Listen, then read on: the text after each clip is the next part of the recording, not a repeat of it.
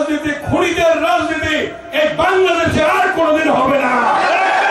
Sector commander প্রথম রাষ্ট্রপতি বিনিময়ে আমরা পেলাম ফ্যাসিস্ট খুনি হাসিনা মুক্ত বাংলাদেশ। একদিন আগেও বলছিল খুনি ফ্যাসিস্ট শেখ হাসিনা যে আওয়ামী লীগ পালায় না, একদিন পরেই তিনি তার গোষ্ঠী সহ পালাতে বাধ্য হয়েছে। কথাটা ঠিক কিনা? আজকে সেই ফ্যাসিস্ট খুনি শেখ হাসিনা বাংলাদেশে নেই, ভারতে পলায়ন করেছে। আজকে আপনারা জানেন যে সেই শেখ হাসিনার এবং আওয়ামী লীগের রাজনীতি সরকার নিষিদ্ধ ঘোষণা করেছে। আওয়ামী লীগের রাজনীতি খুনিদের রাজনীতি এই বাংলাদেশে আর কোনোদিন হবে না।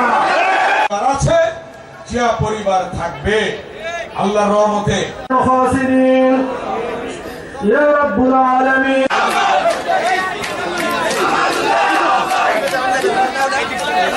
আমার সাথে আজিজ সাহেবের কথা হইল যে এই অবস্থা